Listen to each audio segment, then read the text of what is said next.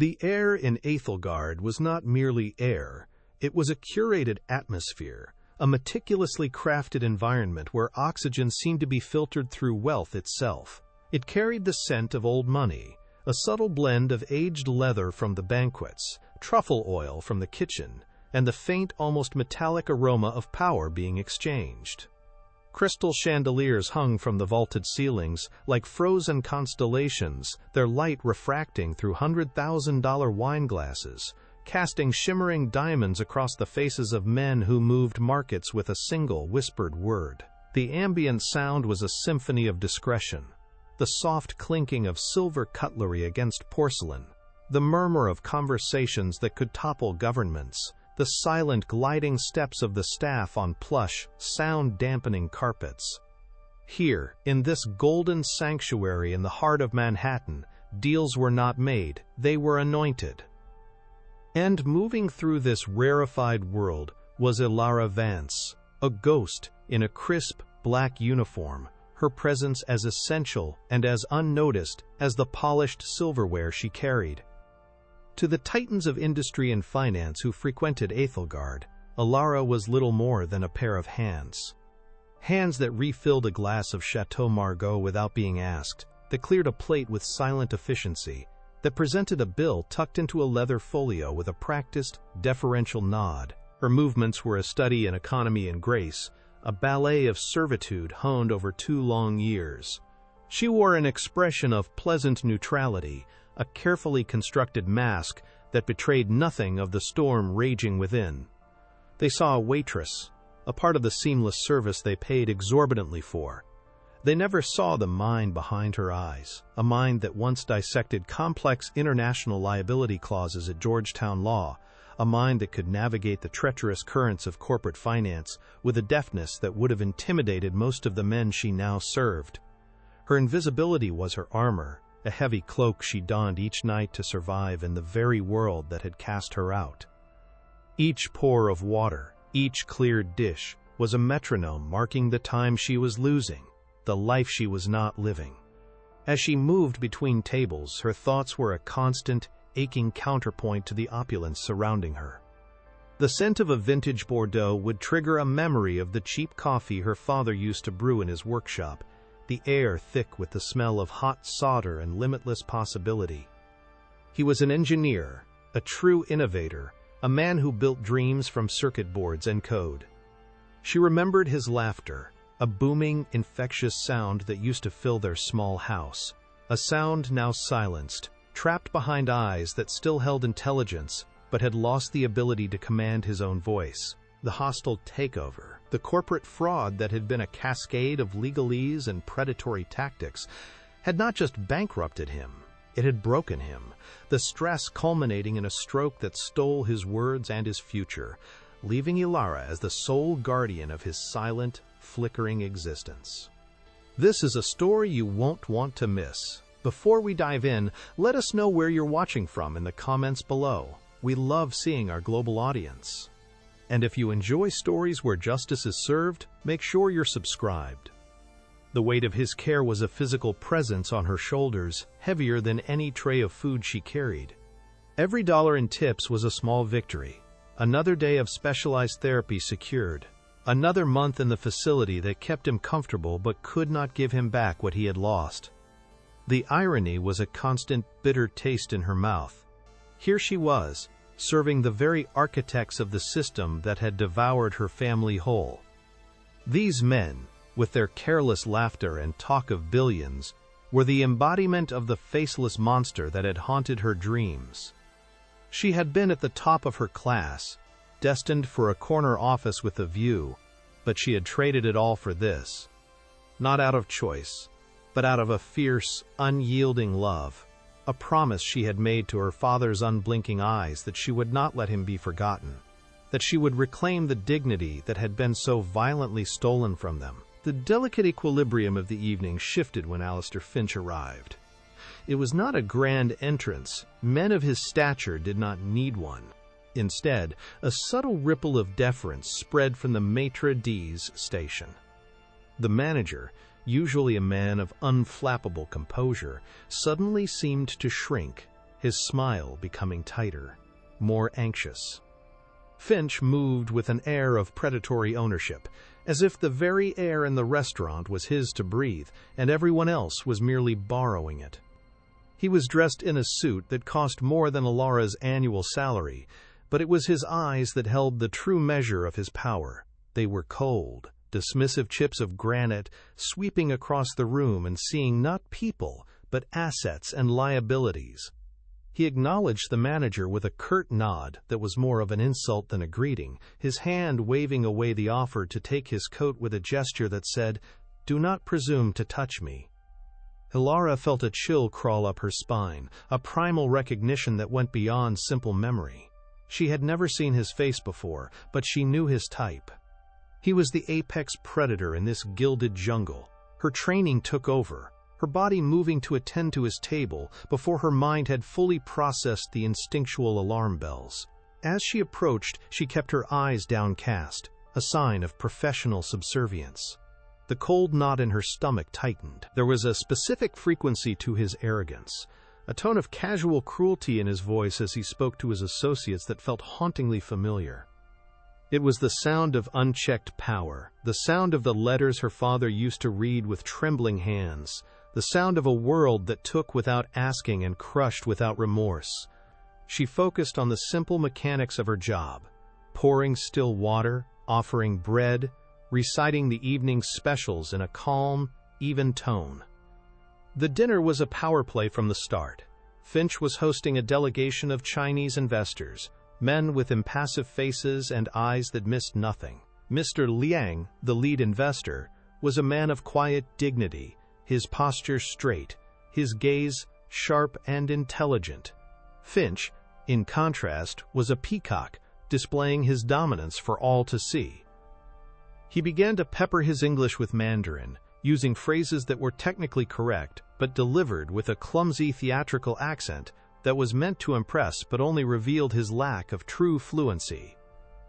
He was performing, using the language not as a bridge, but as a weapon, a tool to signal his supposed worldliness. Alara, standing a respectful distance away, felt a flicker of the old academic disdain she once harbored for such clumsy displays. She could hear the grammatical errors, the mispronounced tones, the subtle ways he was insulting the intelligence of his guests without even realizing it. As the wine flowed and Finch grew more confident, he made a pivotal shift. Believing himself to be shrouded in the impenetrable cloak of a language no one on the staff could possibly comprehend, he switched entirely to a highly technical Mandarin dialect. He began to openly discuss the fraudulent underpinnings of the very deal he was proposing. He spoke of shell corporations, of artificially inflated asset valuations, of liability clauses designed to trap his new partners while protecting himself. He was laying out the architecture of his scam, his voice dripping with condescending pride. Ilara's heart began to hammer against her ribs, a slow, heavy beat. The words he was using, the specific legal and financial terms, were lighting up pathways in her brain that had lain dormant for years. It was the language of her past, the language of her abandoned future, and it was being used to orchestrate another crime. Finch then did something that sealed his fate. As Alara moved forward to refill his water glass, her movements as silent and unobtrusive as always, he paused his monologue. He looked directly at her, but his eyes did not see a person. They saw a prop, an inanimate object in the theater of his own ego. A cruel smirk curled his lips. He turned to Mr. Liang and, in that same technical Mandarin, spoke the words that would detonate his world. "Pay her no mind," he said, his tone oozing with contempt. "The help are practically deaf and dumb. We can discuss the sensitive details freely." He then turned his gaze back to Alara, his eyes glinting with amusement at his own cleverness. "Go ahead," he added, his voice a mocking drawl that echoed across the silent table and into the deepest parts of Alara's soul. "Translate this if you're so smart, sweetheart."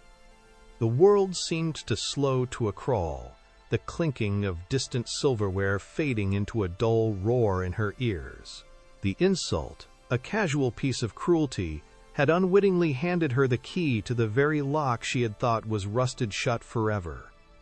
For a fraction of a second that stretched into an eternity, the world did not move. The universe seemed to hold its breath, contained entirely within the opulent walls of Æthelgard. The mocking words, spoken in a language he believed was his exclusive shield, hung in the air, glittering with venom and arrogance. Alara did not flinch. She did not gasp. She simply stood, the heavy silver water pitcher in her hand, suddenly feeling weightless. Inside her, the carefully constructed dam of professionalism built over 2 years of soul-crushing servitude did not just crack. It vaporized. The insult was not merely a personal attack. It was a perfect, crystalline echo of the entire philosophy that had shattered her life. The casual dismissal of her humanity, the assumption of her ignorance, the belief that her uniform rendered her invisible and stupid. It was the same spirit that had signed the papers that devalued her father's life's work, the same arrogance that had dismissed his frantic appeals as the ramblings of a lesser being. The cold knot in her stomach, a familiar companion of grief and stress, did not tighten further. Instead, it transformed, solidifying into a core of pure, unadulterated resolve, as cold and hard as a diamond. Her posture, honed by years of carrying heavy trays and maintaining a deferential stance, underwent a seismic shift. It was not a dramatic movement, not something that would draw the eye of a casual observer, but for the men at the table, it was as if a statue had suddenly come to life. Her shoulders, usually slightly rounded in a posture of service, squared themselves with an almost audible click. Her spine, which she had trained to curve in humility, straightened into a column of unyielding steel. Her hand, the one holding the pitcher, was a study in absolute stillness. There was no tremor of fear or rage, only the placid calm of a surgeon before a critical incision. Her breathing, which had been shallow and controlled, deepened, each inhalation slow and deliberate, drawing in not just air, but a strength she had forgotten she possessed. She was no longer a waitress. She was a weapon, long dormant, that had just been armed. The years of swallowing her pride, of burying her intellect beneath a pleasant smile, had not been a surrender. They had been a sharpening. The image of her father's face filled her mind's eye, a specter at the feast. She saw him not as the vibrant innovator who could explain quantum mechanics with a laugh, but as he was now, trapped in a silent prison, his brilliant mind a beacon shining from a lighthouse whose foghorn had been broken. Finch's sneering face, so confident in its power, superimposed itself over the memory of the cold, impersonal legal letters that had announced their ruin. Every condescending syllable he had uttered was a fresh blow against her father's stolen dignity. The phrase, "Translate this if you're so smart, sweetheart," was not just a challenge. It was a ghost of the past, the taunt of a system that had declared her and her family worthless. A glacial fury, clean and precise, solidified in her veins. It was not a hot, reckless anger, but a cold, calculating rage. It was the fury of a Georgetown scholar, an anger that did not scream, but instead cited legal precedent and dismantled fraudulent arguments with devastating precision. This was not about revenge, it was about reclamation. A debt was about to be called due. Slowly, deliberately, she lifted her head. The movement was fluid, graceful, yet it carried the weight of a final judgment. For the first time all evening, she allowed her gaze to rise above the level of the table settings. She did not look at Alistair Finch. To look at him now would be to acknowledge him as an equal, and in that moment he was nothing more than a variable in an equation she was about to solve. Instead, her eyes, clear and dark and blazing with an intelligence she had so carefully concealed, met the gaze of Mr. Liang, the lead investor, a man whose face had remained an impassive mask, now found himself the sole focus of her attention. In her eyes, he saw no hint of the subservient waitress from moments before. He saw a peer. He saw a formidable intellect.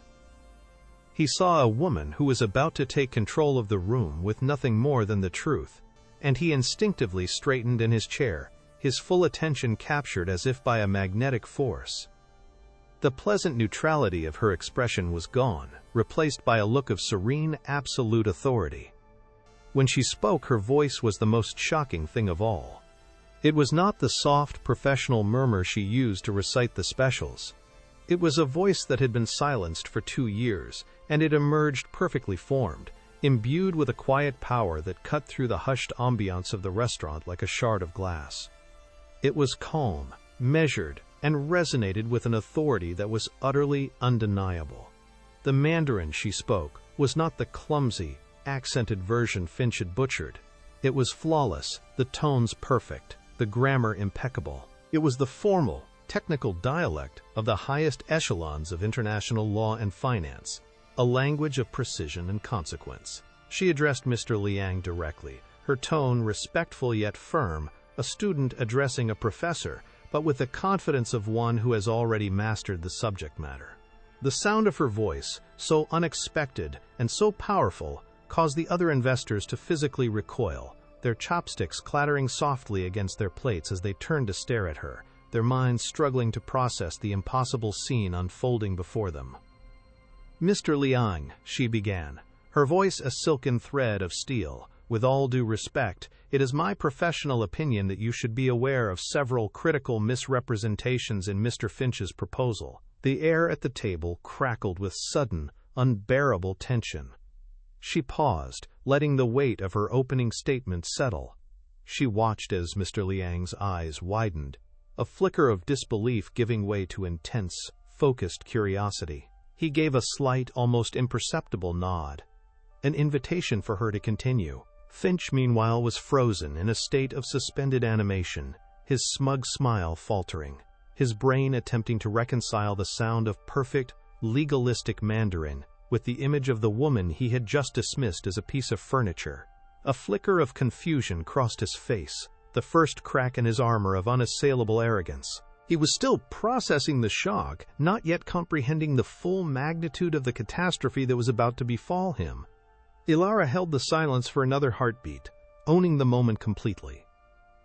Specifically, she continued, her gaze locked with Mr. Liang's, "Mr. Finch is fundamentally misrepresenting the liability clause detailed in Section 4 of your term sheet. The subsidiary he is offering as collateral, a company named Innovate Dynamics, was the subject of a fraudulent acquisition precisely 6 years ago." The words hung in the air, each one a perfectly aimed dart. She saw a flicker of recognition in Mr. Liang's eyes at the name of the company. She was not making a vague accusation. She was citing specifics, a section number, a corporate entity.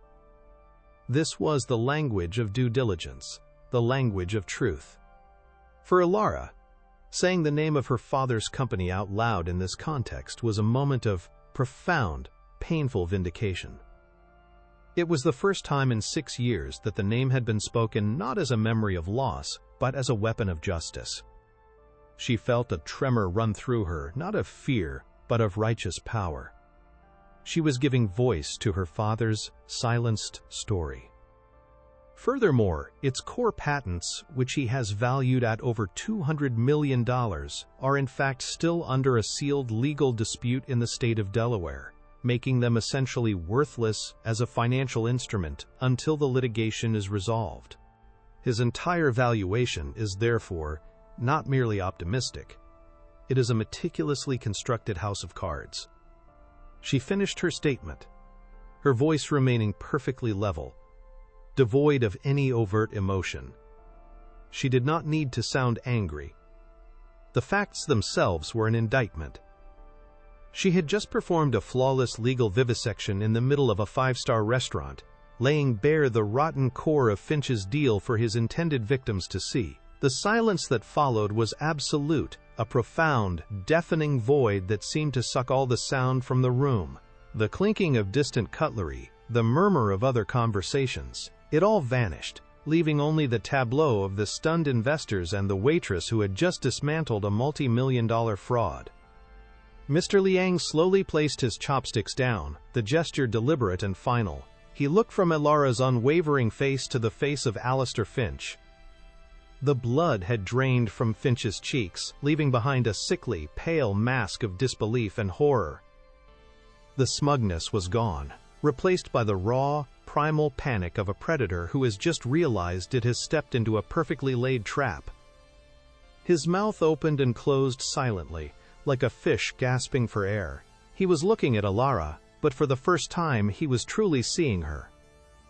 He saw not a waitress, but a ghost from his past, an avenging angel of corporate litigation who had just appeared in his gilded sanctuary. The color of his face shifted from pale white to a blotchy, furious red, as the shock began to curdle into pure, unadulterated rage. He had not just been corrected, he had been exposed, humiliated, and financially neutered in front of the very men he was trying to swindle. The investors began to murmur amongst themselves in rapid, low-toned Mandarin, their impassive expressions now replaced with looks of cold fury and profound disgust. They did not need to ask for confirmation. The precision of Alara's language and the sheer panic on Finch's face was all the evidence they required. Mr. Liang gave Alara one last look, a glance that conveyed a universe of meaning, respect, gratitude, and a silent acknowledgement of her incredible courage. Then he turned his chair slightly, a subtle but complete dismissal of Alistair Finch. He picked up his napkin, placed it on the table, and spoke a single, quiet word to his delegation. The deal was dead. It had been executed in public with brutal efficiency by a woman holding a silver water pitcher. The Golden Sanctuary had become Finch's personal slaughterhouse, and he was the only one who hadn't seen the butcher coming. The spell of silence was shattered by a roar of pure animalistic fury. Finch slammed his fist onto the table, causing the fine china to jump and a wine glass to topple over, spilling a splash of crimson across the pristine white tablecloth like a splash of blood. "You!" he bellowed, his voice raw and shaking with rage, pointing a trembling finger at Alara. His carefully curated mask of sophisticated power had been utterly incinerated, revealing the ugly, sputtering id underneath. "Who the hell do you think you are?" The entire restaurant was now staring, the discreet murmurs replaced by a shocked, open-mouthed silence. The patrons of Aethelgard were accustomed to displays of power, but they were not accustomed to such a raw, vulgar loss of control. It was a violation of the unspoken code of their world, a world where battles were fought with whispered words and strategic maneuvers, not with screaming and overturned glasses. Finch was bleeding in public, and he was desperate to stop the hemorrhage by destroying its source. He rounded on the restaurant manager, who was now rushing toward the table, his face a mask of abject terror. "Do you see this?" Finch screamed, his voice echoing off the vaulted ceilings. "This is what you allow in your establishment? Your staff, insulting my guests, slandering my business?" His eyes were wild, searching for a target for his immense, impotent rage. He was a cornered animal, lashing out at everything within reach. The manager, a man named Julian who prided himself on his unflappable demeanor, looked as if he were about to be physically ill. He saw Alistair Finch, a man whose patronage could make or break his restaurant, a man who sat on the boards of half the companies in the city, and he saw his entire career flashing before his eyes. He didn't understand what had happened, what had been said, but he understood the raw, volcanic fury of a very powerful man, and his survival instincts took over completely. "Fire her," Finch snarled, his voice dropping to a low, menacing hiss that was somehow more terrifying than his shouting. "Fire her right now, or I swear to God, I will personally see to it that this restaurant is a parking lot by Christmas.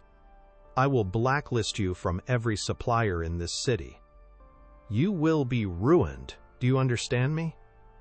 The threat was not an exaggeration, and both men knew it. Julian's face went ashen. He looked from Finch's contorted, furious face to Alara's. She stood perfectly still, her expression unreadable, her calm a stark, infuriating contrast to Finch's meltdown. In that moment, Julian made the only choice he felt he could. He chose power over principle. He chose the path of least resistance. He turned to Ilara, his eyes pleading for an understanding she could not and would not give him. His voice was a weak, trembling whisper that was barely audible over Finch's heavy, ragged breathing. "Ilara," he stammered, avoiding her eyes, "you need to leave, please. Just get your things and go. You're dismissed." The word hung in the air, pathetic and hollow. It was a formal execution, a public sacrifice to appease an angry god. 2 security guards, their faces grim, began to move toward her from the entrance. They were hesitant, clearly uncomfortable with the situation, but their orders were clear. The entire system of wealth and power was reasserting itself, closing ranks to expel the foreign body that had dared to disrupt its natural order. Ilara felt a strange sense of detachment, as if she were watching a scene from a movie. She had known this would happen. It was the predictable, inevitable consequence of speaking truth to power. She had made her choice, and she was ready to face the fallout. There was no fear, no regret, only the cold, clear certainty that she had done the right thing. As the guards gently but firmly began to escort her away from the table, Alistair Finch took one last step toward her. He had regained a sliver of his composure, his raw fury now cooling into a venomous, triumphant sneer. He leaned in close, his voice a low, confidential whisper meant only for her. "You should have kept your mouth shut," he hissed, his breath smelling of expensive wine and moral rot. "You are finished in this city. You'll be lucky to get a job washing dishes in Queens. I will make sure of it. You just made the biggest mistake of your life." He pulled back, a cruel, satisfied smirk on his face, believing he had won. He believed he had crushed the insignificant insect that had dared to bite him. He saw her as a fired waitress, a nobody he had just erased. He was utterly blind to the reality of the situation. He did not see that he had not created a victim. He had just unleashed an adversary. Ilara said nothing. She simply met his gaze, and for a fleeting moment, he saw the truth in her eyes. He saw the cold, unyielding promise of a reckoning.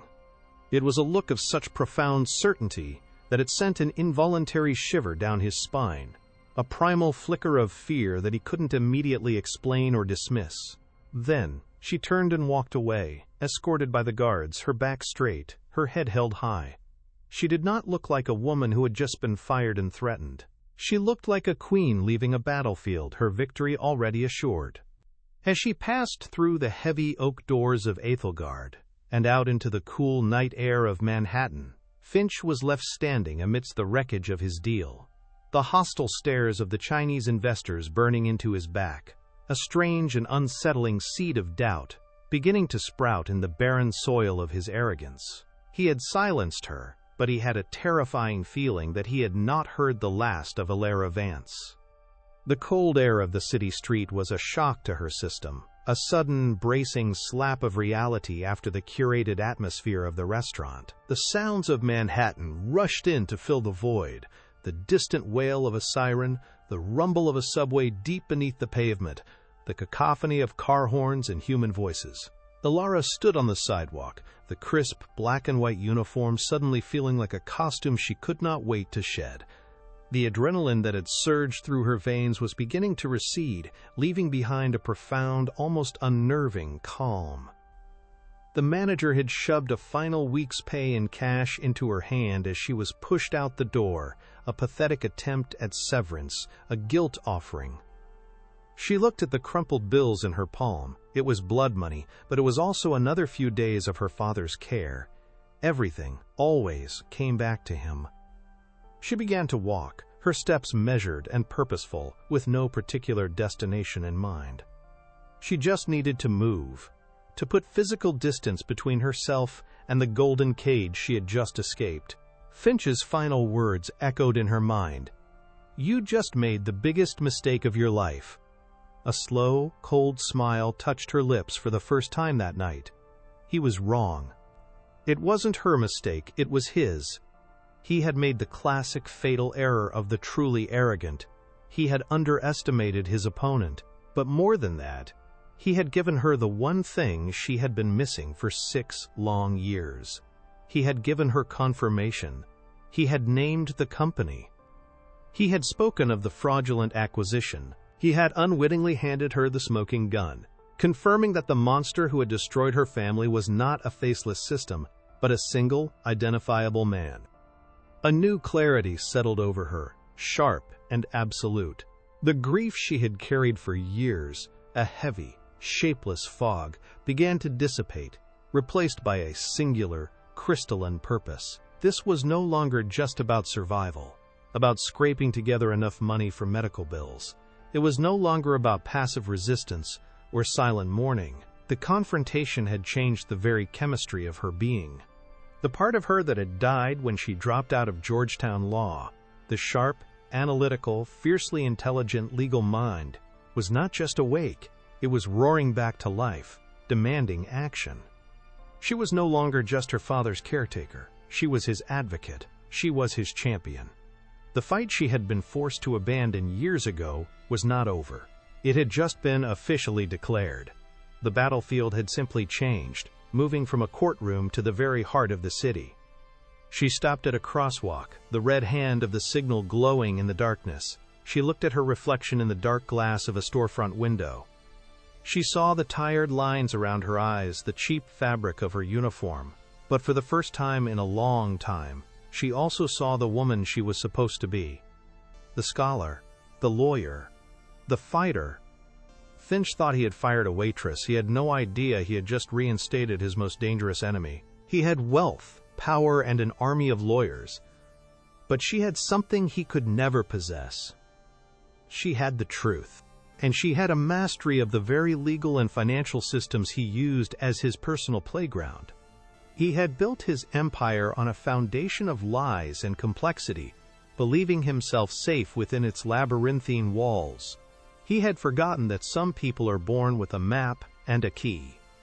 Her mind began to work, the old, familiar pathways lighting up like a city grid, coming online after a blackout. She started piecing together the fragments of the conversation she had overheard.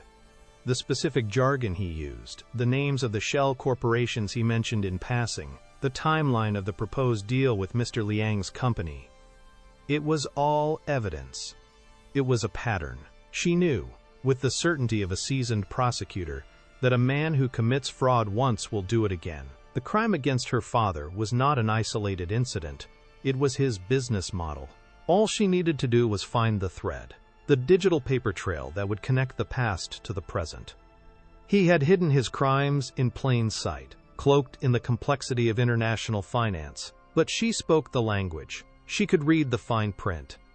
A name surfaced from the depths of her memory, a beacon of hope in the churning sea of her thoughts. Professor Alistair Blackwood, her mentor at Georgetown. He was a titan in the field of international corporate law, a man with a razor-sharp mind and an even sharper sense of justice. He had been devastated when she'd had to drop out, telling her that it was a profound loss to the legal profession. He had always believed in her, had seen the spark of brilliance in her that went beyond mere academic success.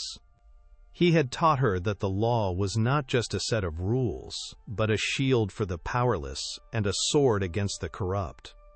She had his old number saved in her phone, a relic from a past life she had never had the heart to delete. It was a long shot. It had been years. But he was her only hope. She pulled out her phone, its screen, a small, bright rectangle against the dark city street. Her fingers hovered over the contact name, a wave of apprehension washing over her. What would she say?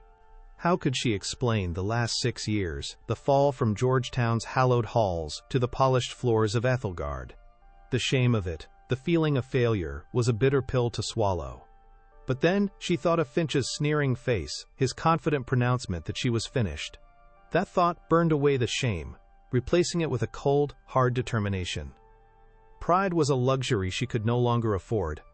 Justice for her father was the only thing that mattered now. Her thumb pressed down on the call button, the electronic tone of the ringing phone sounding like a drumbeat, marking the beginning of a new war. She was no longer running, she was attacking. The phone rang 3 times, each ring stretching her nerves taut. She almost hung up, her resolve wavering. Then, a familiar voice, slightly older, but just as clear and authoritative as she remembered. answered on the other end. Blackwood. The sound of his voice was like a key, turning in a lock deep inside her.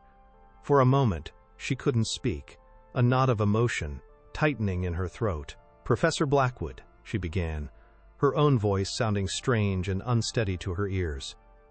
"This is Hilaire Vance. I was a student of yours." There was a pause on the other end of the line, and for a heart-stopping moment, she thought he wouldn't remember her. Then his voice returned, warmer this time, laced with genuine surprise and concern. "Alara? My goodness. Of course I remember you. You were one of the finest students I ever had. What happened to you? Are you all right?" The genuine warmth in his voice, the simple validation of being remembered, was enough to break through her carefully controlled composure. The story came pouring out of her, not in a frantic rush, but in a calm, detailed, and damning narrative. She told him everything.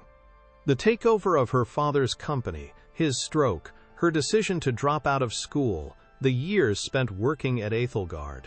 She recounted the events of the evening, repeating Finch's words, his clumsy Mandarin, his arrogant confession, and her own devastating rebuttal. She laid out the facts with the precision of a legal brief, her memory for detail astonishing even herself. She was not asking for pity, she was presenting a case. She was laying the groundwork for what needed to happen next, appealing not to his sympathy, but to his intellect and his sense of justice. There was a long silence on the other end of the line when she finished. It was not a silence of disbelief, but of profound, simmering anger. She could almost hear the gears turning in his brilliant mind, connecting the dots, seeing the larger picture. When he finally spoke, his voice was low, tight, and filled with a cold fury that mirrored her own. "Alistair Finch," he said, the name sounding like a curse on his lips. "I know of him. He's a predator disguised in a bespoke suit. A cancer on the financial world. Alara, what he did to your family is more than just unethical. It's a crime. And what he tried to do tonight confirms a pattern of behavior. He's gotten away with it for far too long because no one has ever been able to get close enough to see the inner workings of his scams. Until now." In that moment, Alara knew she had made the right call. She had found her first ally. Professor Blackwood was not just a sympathetic ear, he was a strategic partner. He understood the world Finch operated in, the legal loopholes he exploited, the culture of impunity that protected him. He saw her not as a disgraced waitress, but as what she truly was, a highly credible inside source, a witness with a unique and powerful skill set. He did not offer to fight her battle for her. Instead, he did something far more important. He offered her the tools to fight it herself. "Alara," he said, his voice now crisp and businesslike, "this is going to be dangerous. Finch will not hesitate to destroy you if he finds out you're coming after him. But if you are determined to do this, I will help you. I have a contact, a friend. He's one of the best." "He's an investigative journalist," Blackwood continued, his voice taking on a conspiratorial tone. "His name is Marcus Thorne, and he specializes in exactly this kind of high-level corporate fraud. He's tenacious, he's fearless, and more importantly, he's incorruptible. He lives to expose men like Finch. Your testimony, your unique perspective, combined with his resources and platform, it could be the key to bringing Finch's entire empire crashing down. He won't just write a story, Alara. He will help you build an airtight case. He will help you find the evidence you need to not only clear your father's name, but to put Alistair Finch behind bars for a very, very long time. I'm going to make a call. Be ready. Your life is about to change." He was giving her a path forward, a concrete plan of action that transformed her righteous anger into a viable strategy. As Alara ended the call, she looked up at the towering skyscrapers of Manhattan, their windows glittering like a million unblinking eyes. They were no longer symbols of a world that had excluded her. They were now a jungle, a complex ecosystem where she would hunt. Finch had called her an insect, something to be crushed under his heel. He was about to learn a very painful lesson about the nature of the world. Sometimes the most dangerous creature is not the roaring lion, but the one that has been watching silently from the shadows, learning every weakness, every vulnerability, waiting for the perfect moment to strike. The waitress was gone. In her place stood a prosecutor, an investigator, and a daughter whose love for her father was about to fuel a fire that would burn Alistair Finch's corrupt world to the ground. The game was on. Her first move was to return. Her first move was to return to the small, cramped apartment that had become both her sanctuary and her prison. The uniform, smelling faintly of expensive food, and Finch's cheap cologne, came off first. She peeled it away like a dead skin, a relic of a life she had just permanently shed. Standing in the dim light of her living room, she felt a profound sense of transformation, as if the physical act of removing the uniform was stripping away years of forced subservience and revealing the person who had been buried underneath. The woman who looked back at her from the cracked mirror was no longer just a daughter struggling to survive. She was a warrior preparing for battle. The exhaustion that had been her constant companion for 2 years was gone, burned away by the clean, cold fire of purpose. She did not feel tired. She felt alive, every nerve ending humming with a clarity and a focus that was almost terrifying in its intensity. Her world had been narrowed down to a single, unassailable objective: the complete and utter destruction of Alistair Finch's empire, built upon the ruins of her family's happiness. The path ahead was uncertain and fraught with peril, but for the first time since her father's collapse, she felt no fear, only a profound and unshakable sense of destiny. The meeting with Marcus Thorne was arranged for the following afternoon, in a part of the city far removed from the gilded towers of Midtown. His office was not in a gleaming skyscraper, but on the 4th floor of a pre-war walk-up in the East Village, a building that seemed to sag with the weight of the stories it had witnessed. The air on the staircase smelled of dust, old paper, and the faint, lingering aroma of yesterday's coffee. Alara's heart pounded with a mixture of hope and trepidation as she knocked on the door, marked with a simple, faded brass plate that read, M. Thorne, Investigations. The man who opened the door was not what she had expected. He was rumpled, with a weary face and eyes that seemed to hold the weight of 1,000 grim stories. Yet, behind the exhaustion there was a spark, an unquenchable fire of curiosity, and a deep, abiding cynicism that she knew would make him a difficult man to convince, but an invaluable ally if she could. He looked her up and down, his gaze taking in her simple, second-hand clothes, and she could see the skepticism written plainly on his face. He had likely heard countless tales of woe and conspiracy, and her story would have to be more than just another one. He led her into an office that was less a place of business and more an organized catastrophe. Every available surface was buried under mountains of paper, legal files, and books. The walls were covered in corkboards, a chaotic tapestry of newspaper clippings, photographs, and handwritten notes connected by a spiderweb of red yarn. It was the physical manifestation of a mind obsessed with connecting the dots, with finding the hidden patterns that lay beneath the surface of official narratives. Marcus Thorne did not offer her a seat so much as gesture towards a chair that was partially occupied by a stack of files, which he unceremoniously dumped onto the floor. He sat down behind his own cluttered desk, leaned back in a creaky chair, and folded his arms, his expression a perfect mask of professional detachment. "Okay," he said, his voice a low, gravelly rasp. "Professor Blackwood speaks very highly of you. He says you have a story about Alistair Finch. I'm listening. But let me be clear. I deal in facts and evidence, not in feelings or grudges. So what do you have that's more than just a case of a bad boss?" Alara took a deep breath, centering herself. She knew this was her one shot. She did not begin with the emotional tale of her father's ruin. She did not speak of her personal pain. Instead, she began as if she were delivering an opening statement in a court of law. She laid out the facts, her voice steady and precise. She detailed the structure of the deal Finch was proposing to Mr. Liang's delegation. She recited, verbatim, the technical Mandarin he had used to describe the shell corporations, the inflated asset valuations, and the specific liability clauses he believed would protect him. She explained the legal and financial implications of his words, dissecting his fraudulent scheme with the cool, detached precision of a surgeon. She watched Marcus's face as she spoke, and she saw the subtle shift. His cynical slouch straightened, his arms unfolded. He leaned forward, his tired eyes now sharp and intensely focused. The journalist in him, the hunter, had scented prey.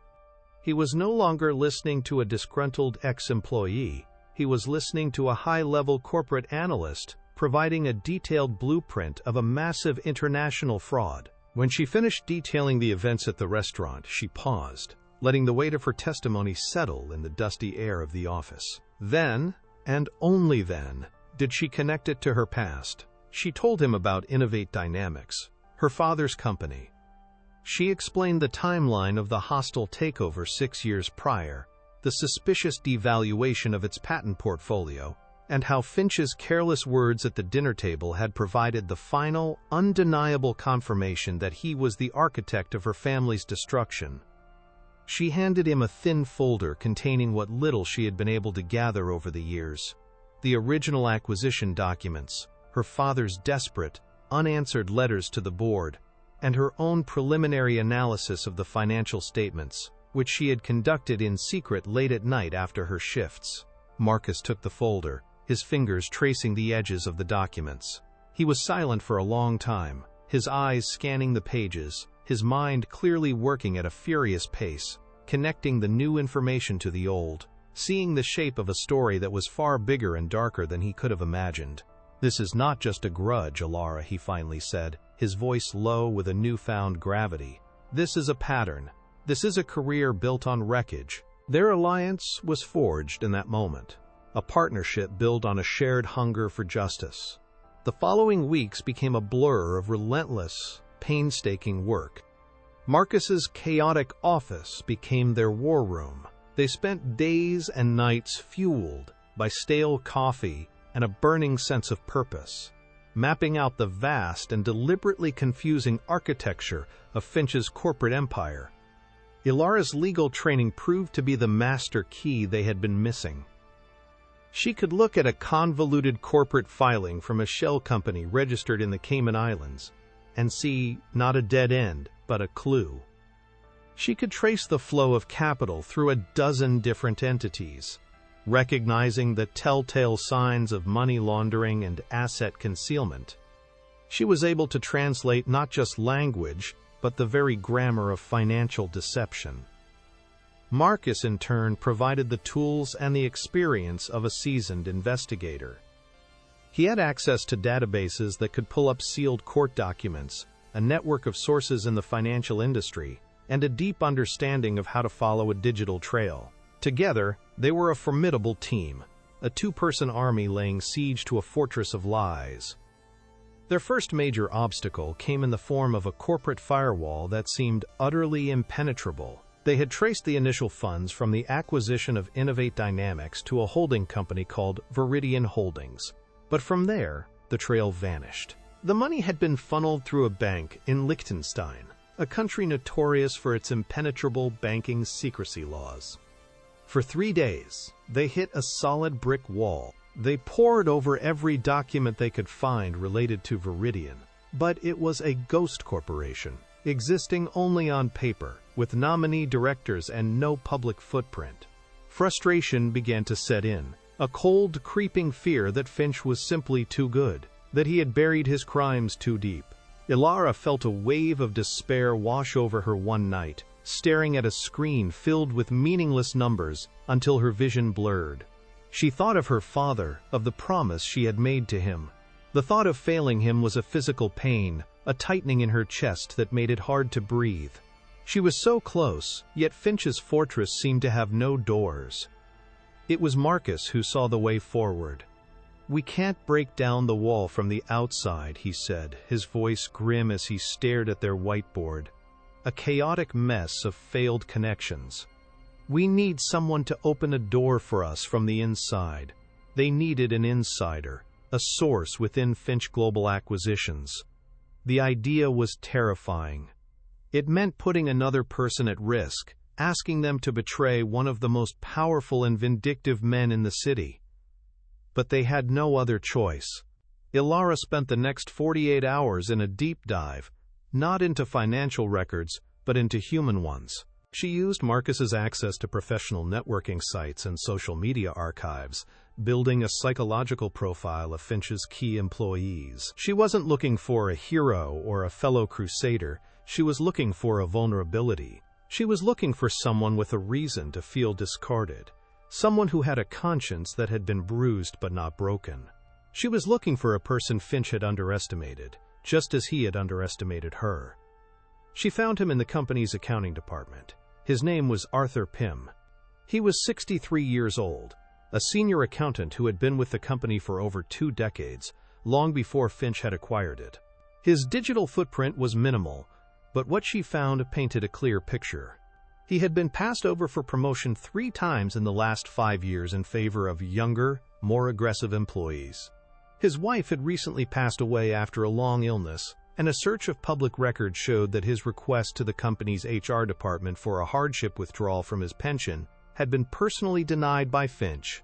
A comment on a former employee's social media page read, "Arthur is the last good man in that place. He remembers when the company actually built things, instead of just tearing them down." Ilara felt a spark of recognition. Arthur Pym was a man of principle, a man who had been wronged, a man who had nothing left to lose. He was their perfect and most dangerous potential ally. The first contact was the most delicate and dangerous step of the entire operation. A direct approach was too risky. Instead, Ilara crafted a carefully worded message sent from an encrypted, anonymous email address. She didn't mention Finch by name. She didn't make any accusations. She simply referenced a specific accounting discrepancy from the Innovate Dynamics acquisition 6 years ago, a detail so obscure that only someone who had worked on the original files would recognize it. She ended the email with a single cryptic question. "Some numbers don't add up. Do you believe in balancing the books?"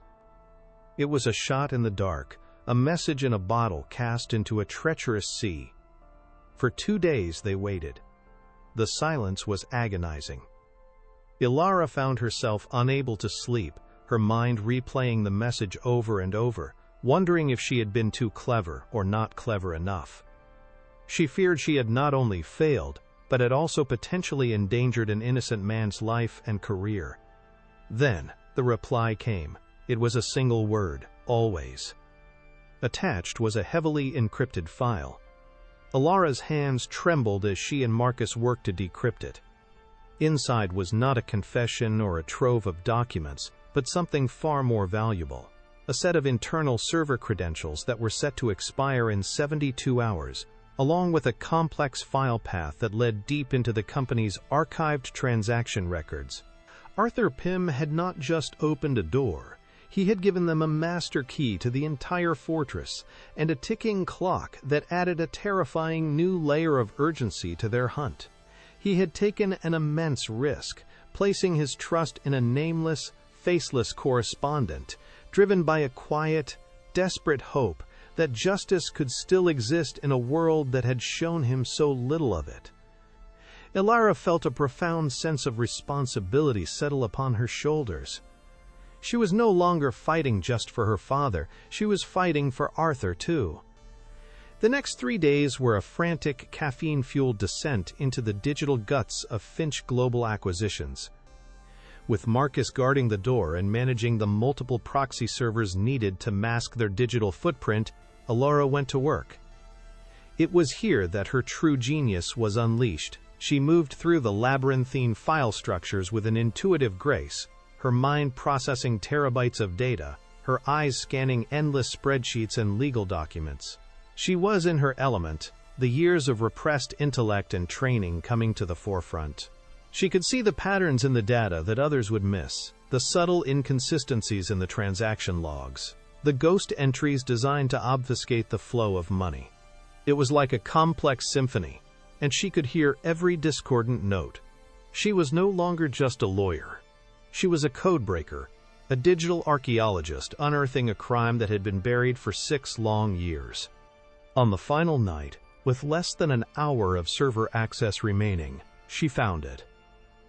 It was buried in a subfolder labeled Legacy Decommissions, a digital graveyard for old projects. It was a single, password-protected PDF file. Using a piece of software Marcus had acquired, she initiated a brute force attack to crack the password.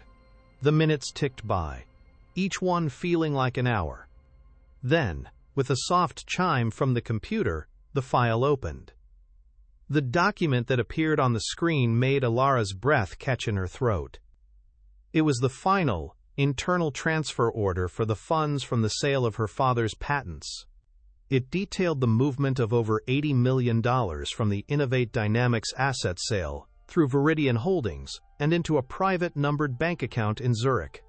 And at the bottom of the page, glowing like a brand on the screen, was a digital signature, Alistair Finch. It was the smoking gun. It was irrefutable, undeniable proof. They had him. The document was a direct link, a clean, unbroken chain of evidence connecting Finch personally to the theft that had destroyed her father's life.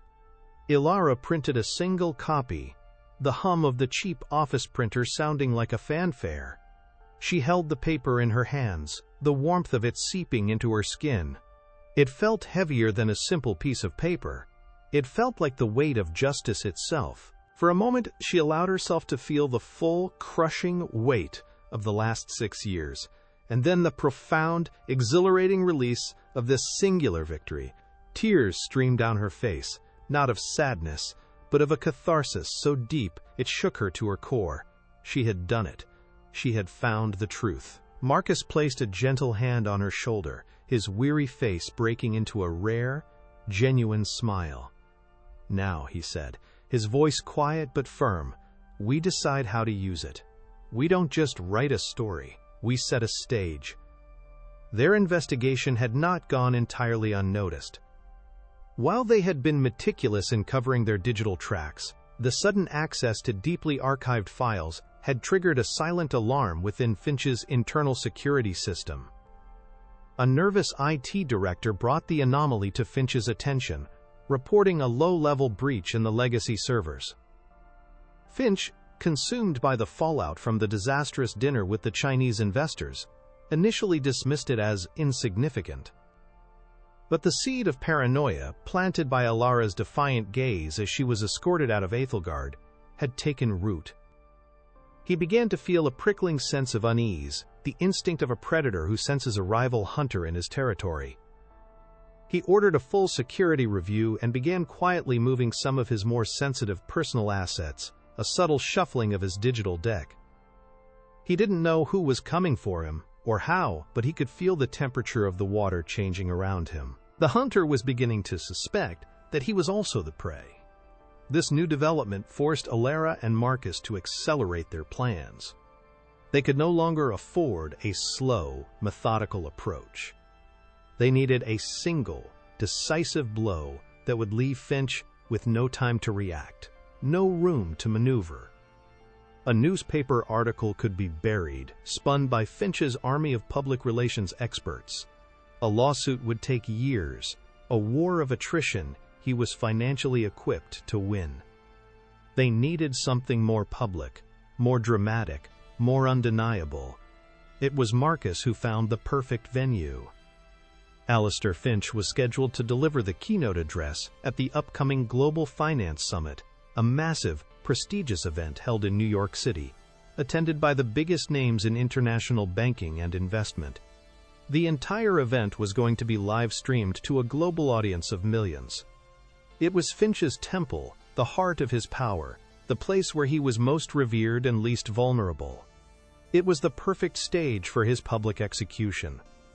The final phase of the plan was meticulously crafted. Marcus used his press credentials to secure a pass for Alara, listing her as a junior research assistant from an obscure financial blog he occasionally contributed to. She would be just another face in the crowd, utterly invisible. They spent 2 days preparing their attack. Alara condensed the mountain of evidence they had gathered into a single, devastating 5-minute presentation. She embedded the signed transfer order, the flowcharts of the shell corporations, and a timeline that juxtaposed the collapse of her father's company with the exponential growth of Finch's personal wealth. They rehearsed the timing down to the second. Ilara would wait for the question and answer session following Finch's speech. She would step up to the microphone, introduce herself, and then, using the public platform, she would calmly and systematically dismantle his entire life's work in front of the entire world. The stage was set. The evidence was secured. The avenging angel, once a humble waitress, was now ready to deliver her final damning judgment. The grand ballroom of the Hilton Midtown was a cathedral dedicated to the worship of capital. The air, chilled to a precise temperature, hummed with the low thrum of 1,000 private conversations, a symphony of global finance. On the immense stage, bathed in the stark white glow of a dozen spotlights, Alistair Finch was in his element. He stood at a sleek, minimalist lectern, a solitary figure of immense power, his voice amplified to fill every corner of the vast space. He spoke of disruption and synergy, of leveraging assets and maximizing shareholder value. His words were a hypnotic blend of corporate jargon and messianic prophecy, and the audience of bankers, CEOs, and hedge fund managers hung on every syllable. He was their high priest, reaffirming their faith in the righteous, unassailable power of wealth. In the sea of dark suits and expensive dresses, halfway back in the cavernous room, Ilara Vance sat perfectly still. To anyone who might have glanced her way, she was a nobody, a junior assistant lost in the grandeur of it all. But inside she was a coiled spring, a hunter whose prey had finally wandered into the open. Her heart beat a slow, steady, powerful rhythm, not with fear, but with a cold, exhilarating certainty of what was to come. She watched Finch preen and pontificate, a peacock displaying his feathers, utterly oblivious to the executioner who sat patiently in the pews of his own church. When Finch concluded his speech to a thunderous wave of applause, he smiled, a magnanimous, predatory grin. The moderator stepped forward, announcing the start of the question and answer session. Microphones were positioned in the aisles, and a line of eager young analysts and seasoned reporters quickly formed. Ilara waited. She let 2 questions pass, one about emerging markets, another about regulatory hurdles. She watched Finch answer them with practiced ease, his confidence swelling with each sycophantic inquiry. Then, she stood. Her movement was unhurried, deliberate. She walked to the microphone at the back of the line, her simple black dress, a stark contrast to the designer labels surrounding her. As her turn came, she stepped forward into the soft glow of the aisle light. She felt 1,000 pairs of eyes on her, but her focus was singular, a laser beam aimed directly at the man on the stage. He squinted slightly, trying to place her, a flicker of annoyance crossing his face at the sight of someone so obviously unimportant, daring to take up his valuable time. He gave a slight, dismissive nod, a silent command for her to get on with it, so he could move on to someone who mattered. "Good afternoon, Mr. Finch. My name is Ilara Vance." Her voice, clear and steady, carried through the ballroom's perfect acoustics. It was not the voice of a nervous assistant, but of a seasoned litigator. "My question is about corporate accountability, specifically regarding your acquisition of a small tech firm, Innovate Dynamics, 6 years ago." A low murmur rippled through the audience. The name was obscure, irrelevant to the grand topics of the day. Finch's smile tightened. He had no memory of the name, one of dozens of small companies his firm had devoured and stripped for parts over the years.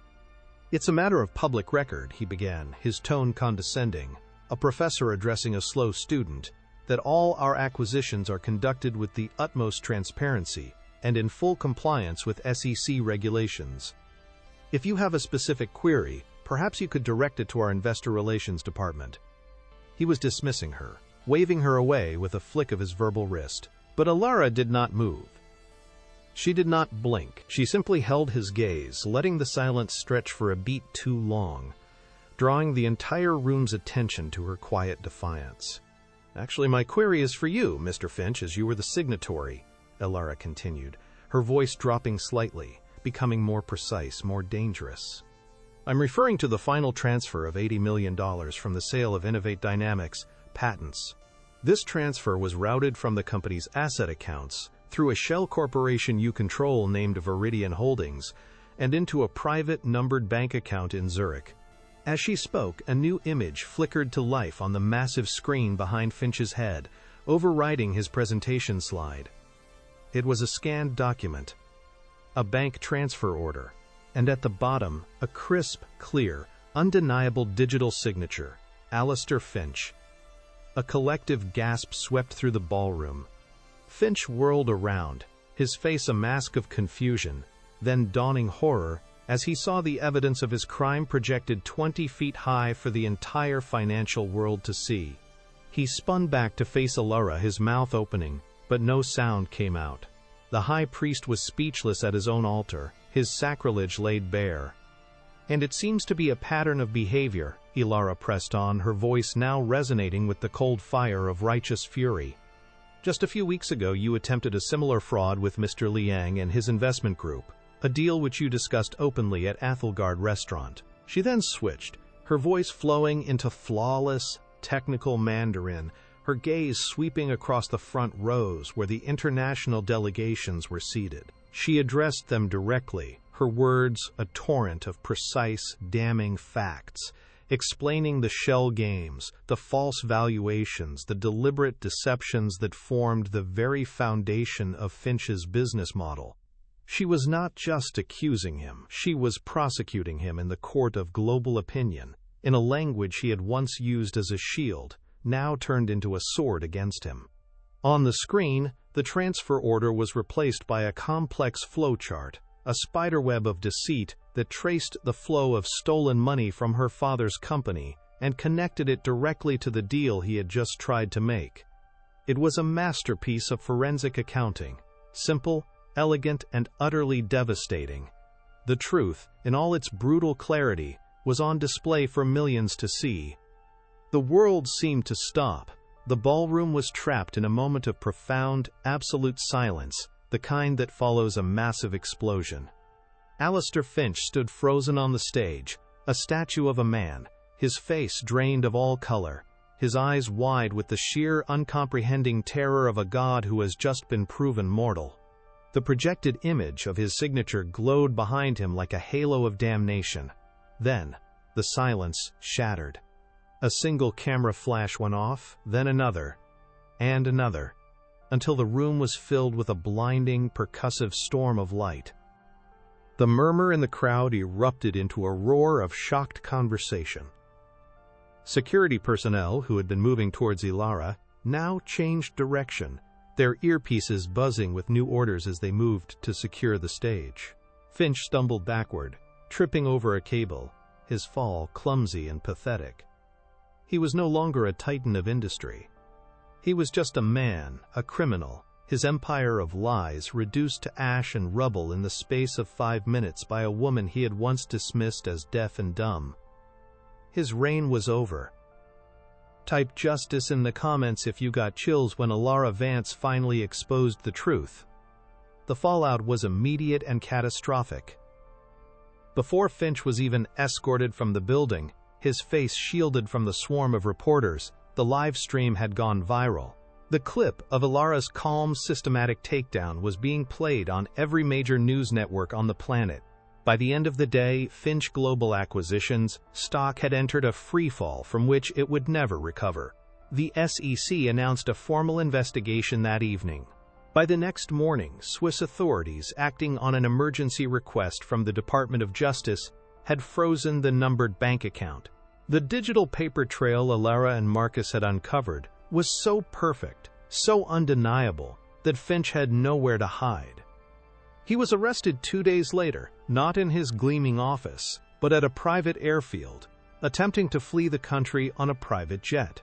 The images of him in handcuffs, his bespoke suit rumpled, his face a haggard mask of defeated rage, became the defining image of a new era of corporate accountability. His empire, built on the wreckage of other people's dreams, had collapsed in on itself with the beautiful, terrible finality of a dying star.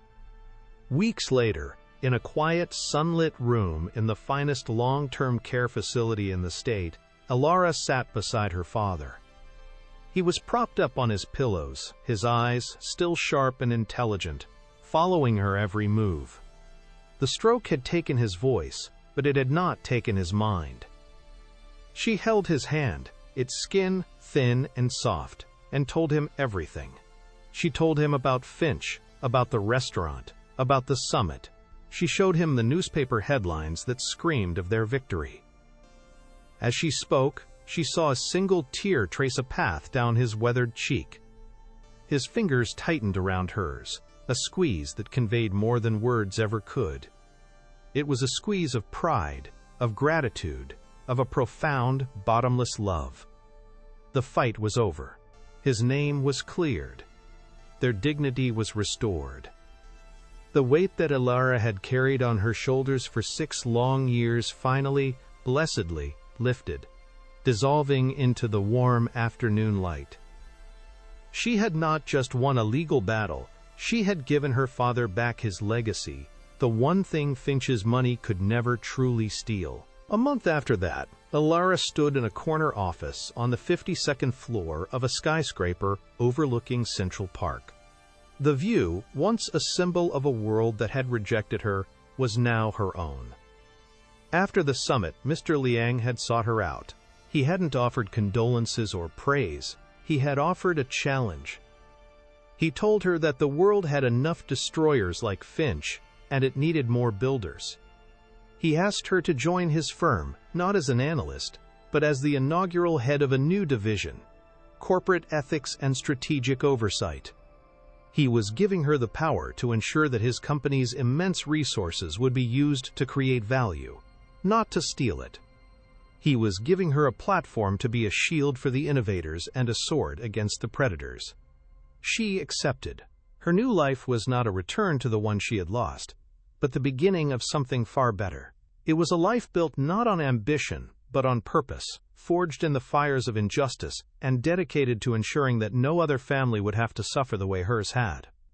If Elara Vance's incredible journey from underdog to powerhouse inspired you, show your support by hitting that like button and sharing this story with someone who needs to see it. And for more unforgettable stories of justice and empowerment, don't forget to subscribe and ring the notification bell.